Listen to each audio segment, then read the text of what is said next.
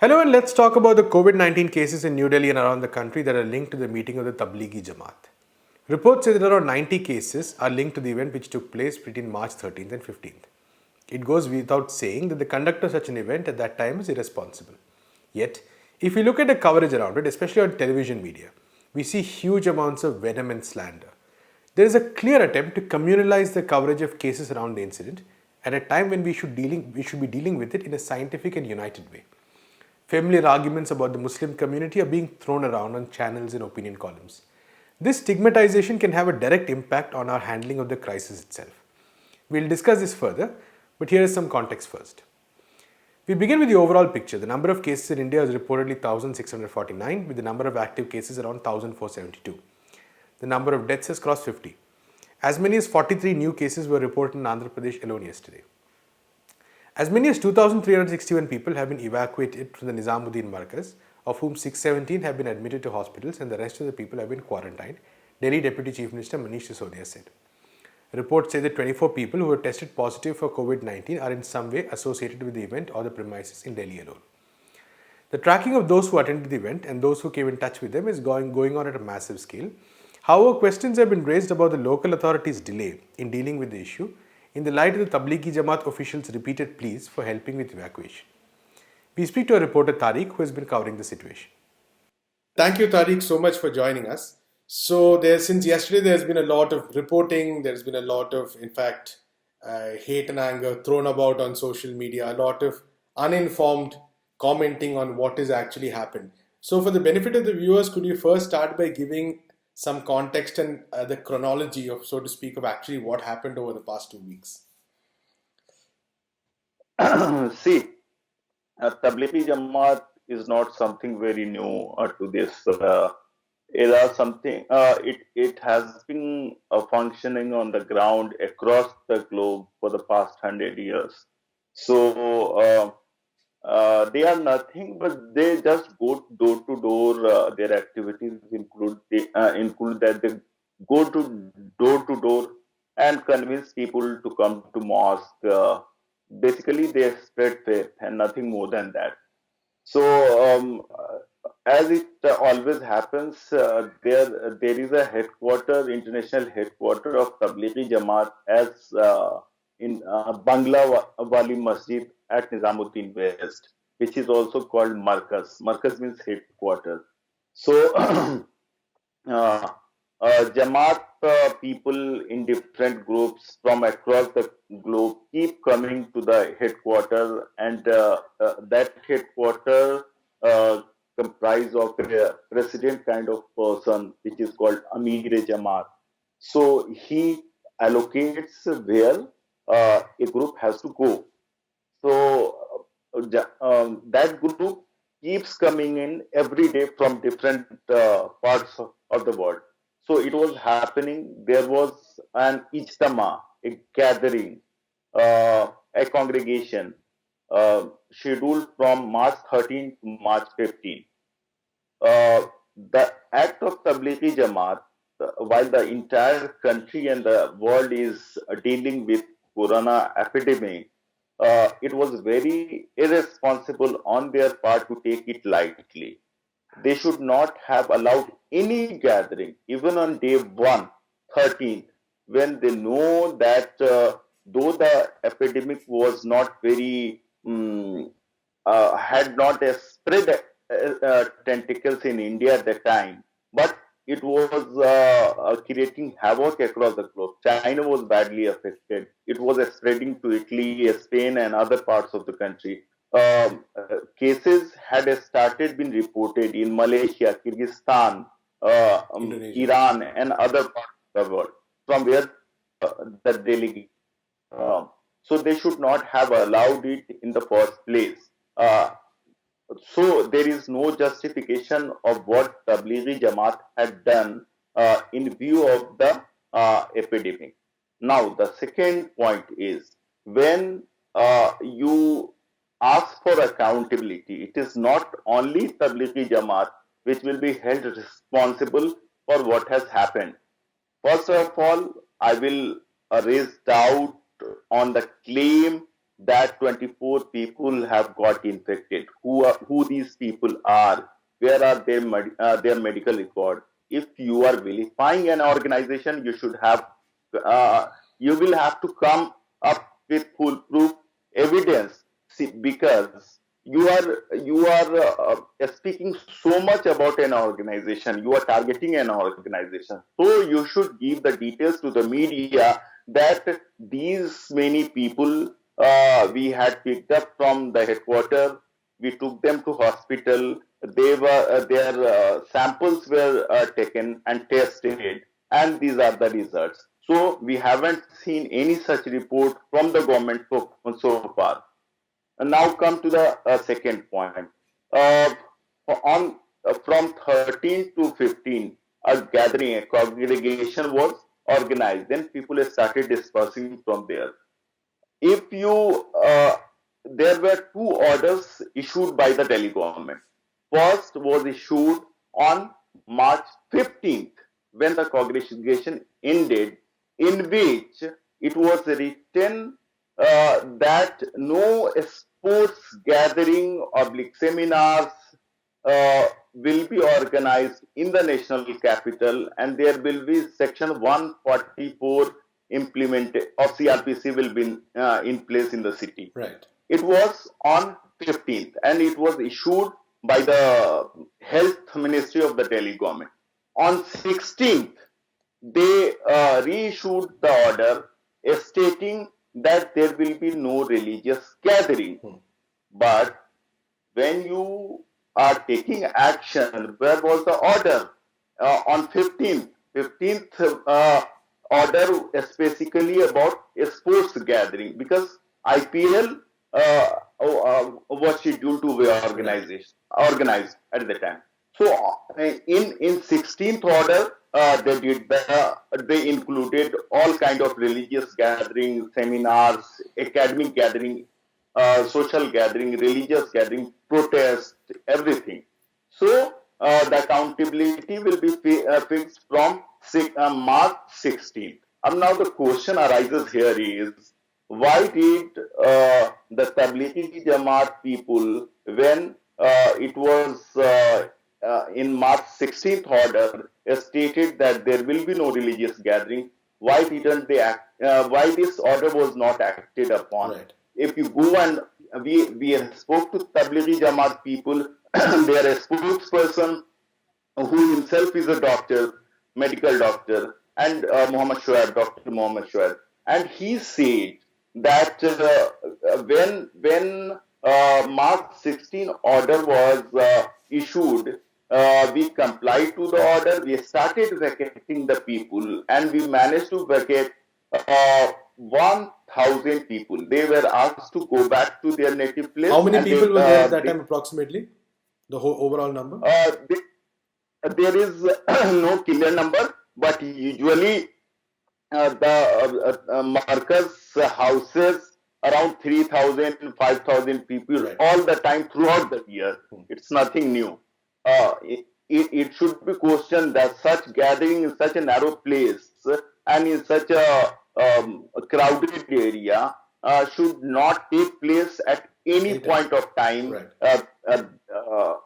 And it should, but it's happening. Everyone knows it.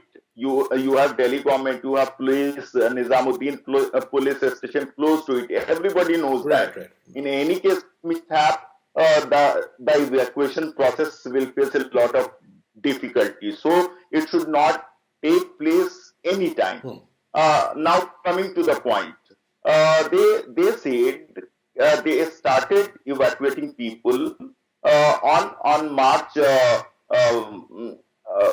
from March 16th, and 1,000 people were sent back. The people who had come from abroad could not be sent back so fast, but they said that when Janata curfew was announced on 22nd March 2020, it was complied. All the people who could not leave the premises were asked to stay inside, and soon after Janata curfew was over at 9, on 23rd, the Delhi government announced a lockdown, Lockdown, right. and that lockdown was, and the lockdown was intensified on March 24th when the Prime Minister made a TV appearance and said that there will be a strict lockdown and complete lockdown.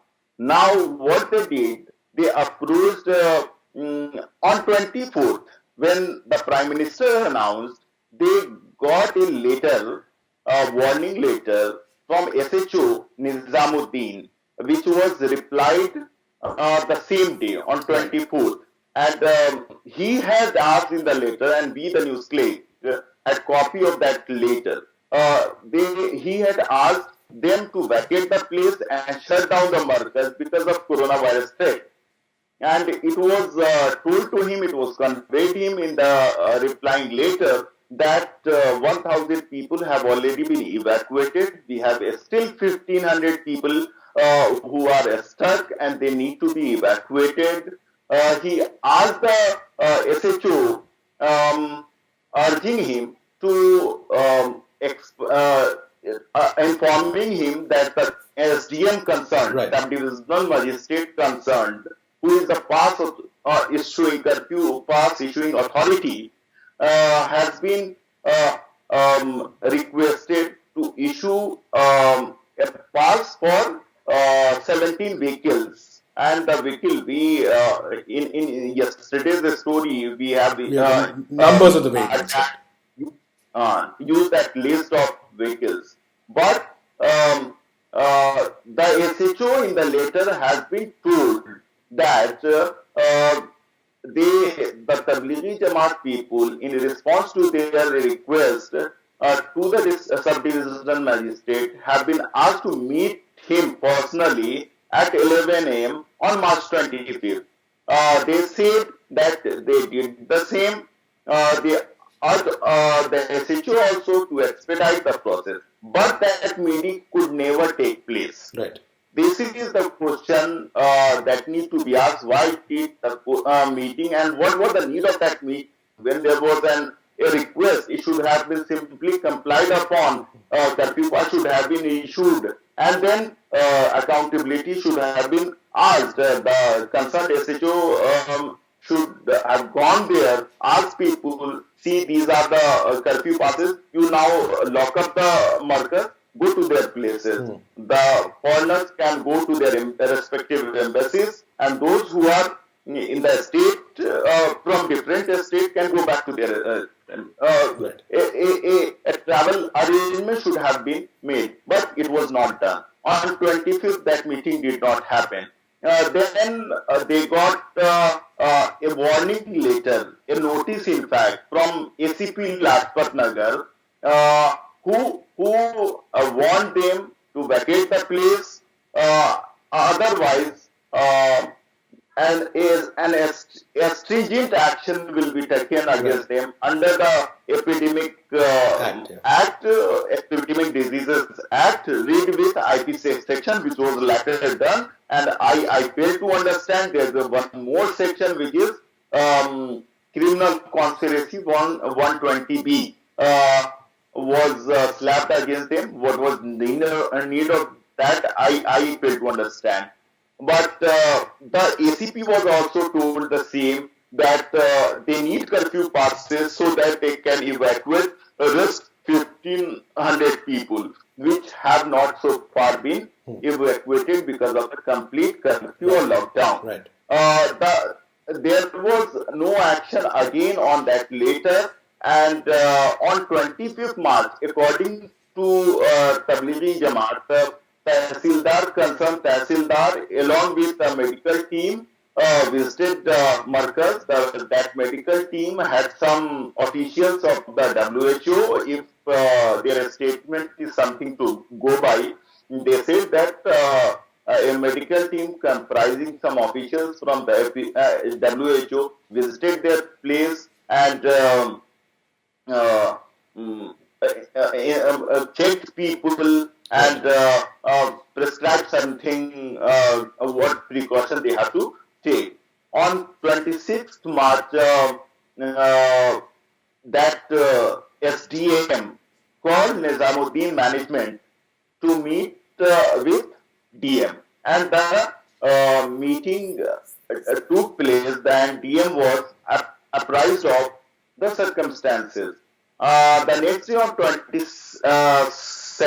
27th March, what happened after that, when SDM took that Tablighi Jamaat responsible people to DM for a meeting, what happened after that, it is not known. Right. Why, even after that, why the travel arrangement was not made, it is not known, Right. because it's not there when I asked them. There was no clear reply on that. Right. So the next day on 27th March, the SHO came up again, showed up at Markaz headquarters, Tablighi Jamaat headquarters, which is called Markaz, with 6 people who were doctors and paramedics, and they started checking up people. Some more than 300 people were taken to LNJP hospital because according to the Delhi government health department, they had started developing symptoms of COVID-19 infection. So some of them were taken to LNJP hospital, and some of them were taken to Rajiv Gandhi Super Specialty Hospital for testing and treatment. Later, we came to know that 28 of them were, and the process of shifting people to hospital continued, and close to 200 people were taken. The Health Ministry came up with a statement yesterday. Satyendra Jain, the Health Minister of Delhi government, went on record and told the media that 28 of them have been tested coronavirus positive. But there is no detail on that person, and you already know that in the same day before yesterday, in the evening, Telangana government said 6 people that 6 people have died of corona, and they had attended the Tablighi Jamaat organization at Tariq, one quick thing. So just to bring it up to today's situation, what is happening on the ground right now? The entire Markaz has now been shut. People have been evacuated. Some of them, all of them have been taken to isolation center or quarantined somewhere. But the Markaz is now locked up. A case has already been filed again. I'm telling you the sections. A case has been filed by the Delhi police on the order of the Delhi government under section 3 of the Epidemic Disease Act 1897, read with IPC sections 269, 270, 271 and 120B. That's a criminal conspiracy charge. Yes, and why this criminal conspiracy has been added with these charges, I fail to understand, because the rest of the charges are bailable. Adding 120B makes the entire thing non-bailable, and arrest will take place and all the legal actions will be taken. Before that, yesterday the Jamaat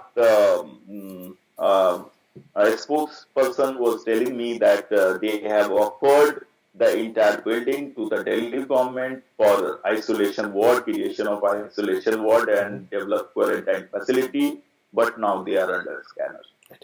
Thank you so much, Tariq, for talking to us. In our next story, the government has launched a new fund, the Prime Minister's Citizen Assistance and Relief in Emergency Situations, or PMCares. This is to obtain donations for tackling the coronavirus crisis. Experts have been a bit puzzled as to why a separate fund was launched when the Prime Minister's National Relief Fund already exists. Senior journalist Paranjoy Guha Thakurtha spoke to historian and writer Ramchandra Guha on this issue. Take a look at the discussion. Thank you so much, Ram, for giving us your time. And let me start. And let me start with your latest tweet, where you have described PMCares as a self-aggrandizing name.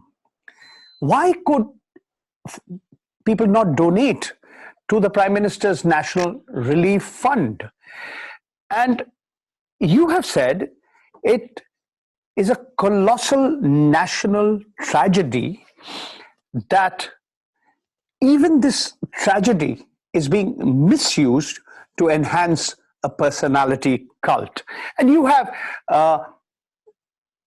retweeted, I should say, an article written by an advocate, Advocate Manoj, where he's wondered what were the compelling reasons to set up another public charitable trust.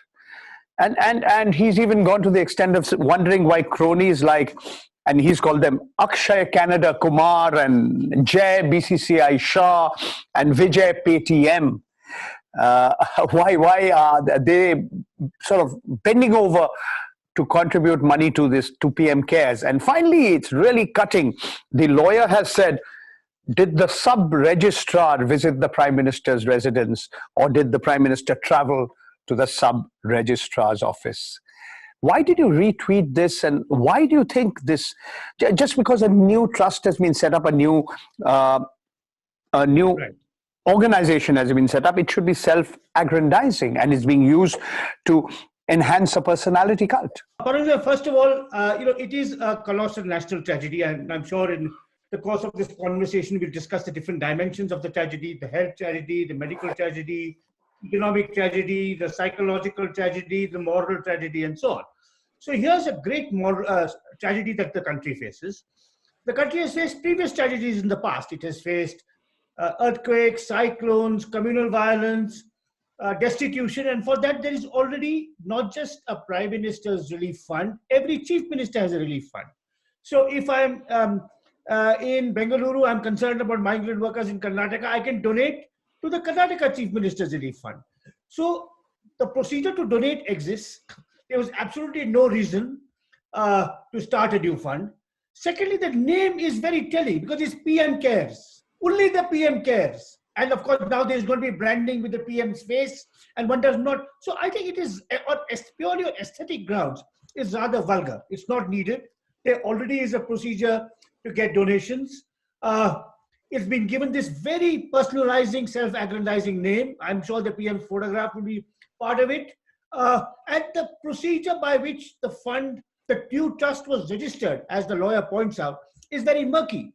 Advocate Manoj, I tweeted yesterday, today he has a very long and very informative piece in The Wire, which went up about 2 hours ago, which raises even more questions about the dubious nature of this exercise and how people were complicit. Apparently, the PM tweeted at 4:51 PM. By 5:18, the IAS Association had already donated. 3 minutes later, Akshay Kumar had already donated. Now, all these industrialists who came later want to curry favor with the Prime Minister directly, and one does not know why. Are they scared? Are they nervous? Do they expect something? But the two things. One is, there's absolutely no need for such a fund. A fund exists. Secondly, if you want a new fund, call it the COVID fund, the healthcare fund. Why give it such a tendentious, personalizing, self-aggrandizing name? Only the Prime Minister cares. सिर्फ प्रधानमंत्री आपका ध्यान रखता है. It's the kind of message that is going, because everything by this Prime Minister is personalized. So I found it quite wrong. I mean, and many people have I think endorsed what I felt. So I wish that a tragedy like this, which is many dimensions, I'm sure we'll discuss it. You've been following it closely as an economist and as an observer of how the Indian economy is already in a slump and is going to be hit much more by this. As a reporter, over the years, you've covered many, difficult, problematic situations our fellow Indians have had. So it just seemed wrong, unnecessary, immoral, and even, dare I say it, vulgar. Ram, what has unfolded in the last few days before us is a tragedy of unparalleled proportions. I personally went to the Anand Vihar bus depot on Sunday, and I saw with my own eyes the hundreds of thousands of people who were sitting on the ground. The previous evening and the evening before that, there was panic. I mean, look, you announce a lockdown of the country for 3 weeks, and people have what you've given 3.5 hours notice. The Prime Minister's speech ends at 8:30 p.m. and you're saying from midnight everything is locked down. And after that, you've seen what has happened. You've seen the kind of panic and the kind of the migration that has taken place, and they are all poor. They're migrant labor. There are people without regular jobs. There are people who are so scared that they're willing to walk literally hundreds and hundreds of kilometers to be with their families. And they're completely unconvinced that the government will take care of them, will give them food, will give them shelter. And in between all, we see this nasty political slugging match taking place among the political leadership, between the representatives of the Aam Aadmi Party-led government of Delhi and the Uttar Pradesh government led by Yogi Adityanath. And of course, there is the union government headed by Prime Minister Modi. And interestingly, the Home Minister, Mr. Amit Shah, seems to be missing in action, so to say. Your comments? Well, well, first on the last, I'm not sure whether he's entirely missing in action, because the recent tendentious tweets of the BJP IT cell may have his signature over them. So that's, which is a side, maybe a diversionary issue. But on the question of the lockdown, South Africa, whose economy depends on migrant workers, both from the countryside into the cities and from neighboring countries like Zimbabwe, Zambia, and so on, had the wisdom to give them 3 days notice. South Africa announced a lockdown 3 days said it will come into operation 72 hours from now. Now, when I was watching the Prime Minister's speech on the day of the lockdown, I was mystified. I'm not an expert on migrant labor, but as soon as he started, I told my family members, there must be 1 million migrant workers in Mumbai itself. Unka kya hoga? Now, it's rather ironic for a person who arose from such humble origins. I mean, the Prime Minister, unlike someone like me, unlike someone like you, has known destitution and poverty growing up. But he doesn't empathize with the poor and the vulnerable. His entire focus was on the middle class. He gave people of the middle class like you and me 3 days notice during the while announcing the Janta curfew. He said, you have 3 days to get your thalis to bang. And yet, migrant workers were given 4 hours. I mean, it was mystifying. Either, he doesn't consult people, either it's only the dramatic impact as the demonetization, what will be the most important thing. And, there's some very distressing things about how the government cheerleaders have treated this. The Prime Minister gave his speech announcing a three-week lockdown. The next day, the CEO of Prasar Bharati, technically an independent government broadcaster, boasted on Twitter, more people have watched the Prime Minister's speech than the IPL final. This is really, a Nero fiddling while Rome is burning. And people are scared, they're panicked, they don't know where to go. And then you have punitive measures, close the state borders, you send intimidatory messages to state governments. So you pass the buck out to state governments, because they have to deal with these people. They have to house them, give them shelter, allow them to travel. Why couldn't you arrange buses, transportation in a targeted way and give these millions and millions of migrant workers 72 hours to go back? Now, one of the long-term consequences of this terrible act, ill-thought, terrible act that has led to so much panic and suffering, is that our economy depends on movement and migration. Now people will be scared to move because they won't know. You need free movement of people to sustain an economy. And now migrants will be scared to move from city to city, from the countryside to the town. So I'm mystified as to how someone like Narendra Modi, who grew up in a kind of relatively underprivileged background, who grew up in small town Gujarat, who knows that the economy of Gujarat depends on migration. From Ahmedabad, people were walking back to Dungarpur in Rajasthan. That was reported within a few hours of the lockdown. So it is really absolutely mystifying. That's all we have in this episode of Let's Talk. We'll be back tomorrow with the latest news developments of the day. Until then, keep watching NewsClick.